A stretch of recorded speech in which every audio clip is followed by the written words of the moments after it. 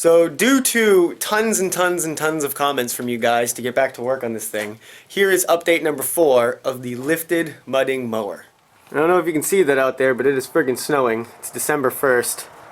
I've got the wood stove going to try to warm it up in here. It's about 45 right now and climbing, but we're working on it. It's so cold that the calendar girl has even got a snee problem. So the intent here today is to turn this lifted mudding mower into a rolling chassis. And to do that, we're going to need some front tires on here. And originally, I was going to rebuild this whole front axle with something a little stronger, a little beefier. And actually, I was going to push it downwards more to kind of compensate for the rear lift, because I didn't want the whole thing kind of sitting forward like this because the rear is lifted and the front is not.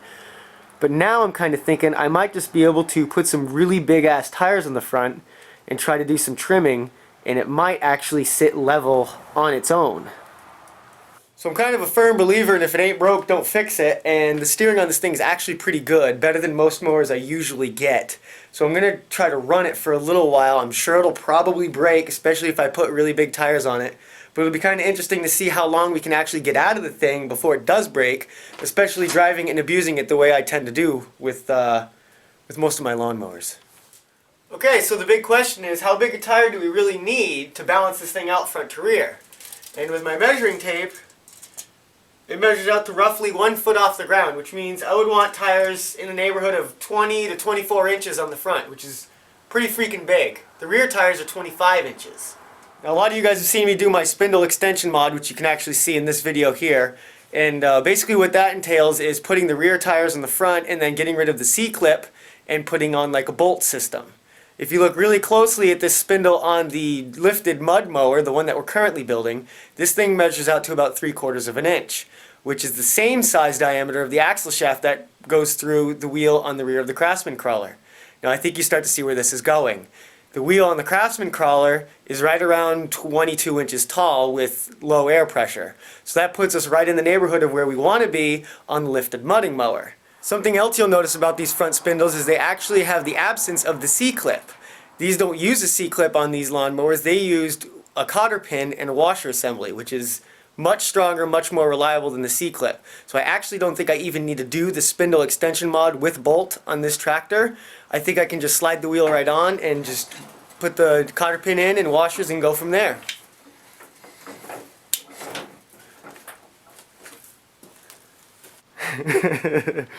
That definitely looks fucking weird, I'll tell you that. I have no problem admitting that. And what's the deal with the white walls? I mean, seriously. The frig was I thinking?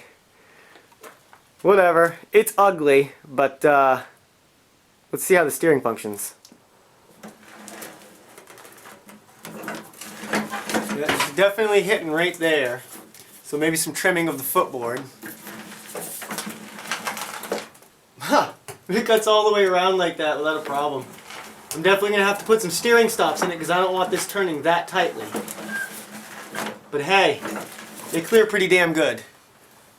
Yeah, I know, it looks really friggin' strange, but in the name of getting this project done and keeping it lifted up in the air, relatively lightweight, seems like the way to go. The tread isn't that great, but hell, they're a lot better of a front tire than they were a rear tire, am I right? And to make this all happen, I've collected a lot of these wheel bushings, I guess you call them. They're kind of like washers, but they're like machined to a specific thickness. They're like shims. Some of them are thick, some of them are thin. But I got a bunch of them here and some random washers. So I got enough here to make spacers to bump the wheels out or in as much as I need to, as well as a huge cotter pin assortment here, which is pretty awesome. This comes in handy every once in a while. Alright, so I got the 2 front tires on there, and I was going to go ahead and fill everything up with air before I went ahead and showed you guys everything all done. You can see that tire filled up pretty good. Seems to be holding air just fine, which it always did. But you can tell by that sound, we got a rupture in here somewhere. Looks like it's coming from down there. And I remember this thing having a gaping hole in it, and I thought we'd plugged it, but I think she's back, boys.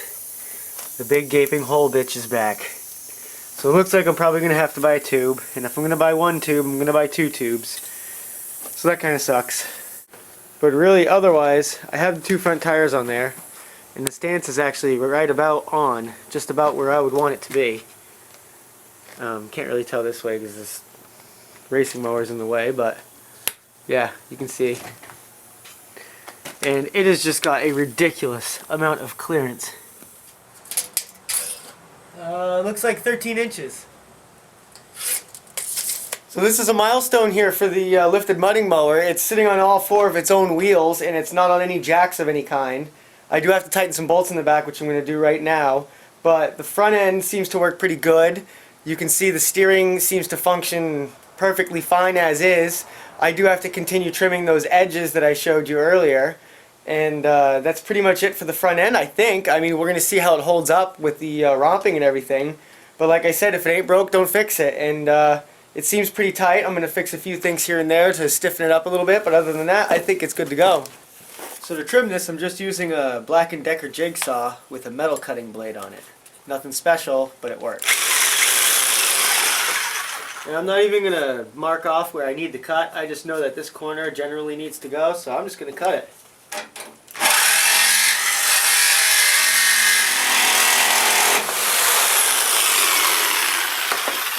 Alright, so we've definitely removed a lot of metal there. Let's see how this tire clears. Now that's just about perfect, but something we've got to consider is this axle flexing upwards, like this. So that means I'm going to have to cut quite a bit more.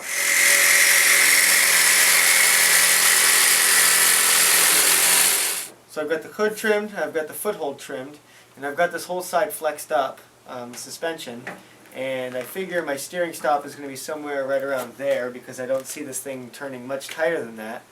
And you can see it clears perfectly fine.